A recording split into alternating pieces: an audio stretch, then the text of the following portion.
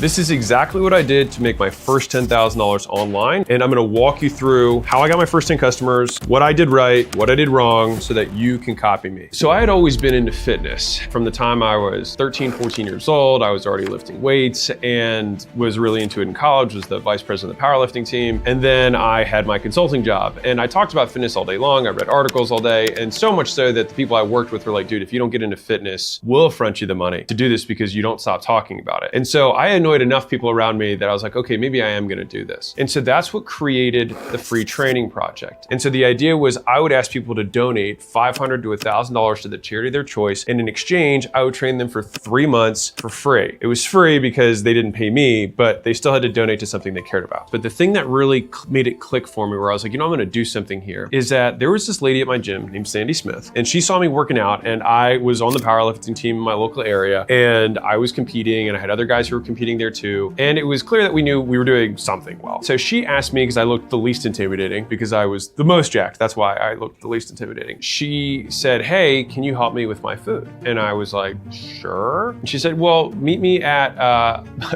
a pizza shop and you can talk to me about my food, which is just hilarious. I meet her at the pizza shop and we talk for like an hour and a half about, it's like, hey, try buy these things instead of that, maybe get more protein in. This is the stuff that I like. I walk through everything. And I was happy to do it because I just like talking about fitness stuff. And at the end of the conversation, she reaches down to her purse and she puts her purse on the table, and then she reaches in and she grabs her checkbook and she writes $100 check to me. And the check was literally this big. It was a clown check. And I was like, why are you a clown? Why am I a clown? Is this a joke to you? Is this my passion? Something that means nothing? No, I'm kidding. None of that was true. But she wrote me a check for $100 and she was like, thanks so much. And she slid it across the table and she gave it to me. And then she walked out and I remember being like, holy shit, I can make money doing this? I was like, that's pretty cool. And so that was like the light bulb moment for me to say like, I'm gonna actually go from this is a passion to I wanna make this something I make profit from. So there's 4 stages that I went through in order to get to my first 10 customers. So the first stage I started with was homies. Reach out to the people who know you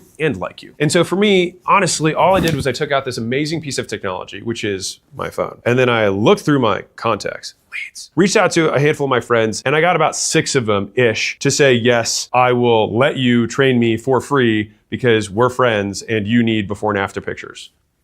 And that's pretty much all I did. It wasn't really that hard because people knew that I loved fitness, and I just said, I'll help you for free and be a homie, and they said, sure. And so the reason I started with homies specifically was because I needed before and afters. I needed testimonials. I needed results, because I figured if anybody was like me, they would think, well, sure, maybe you say that you can do that, but why should I believe you? And so I solved really over the top, and this habit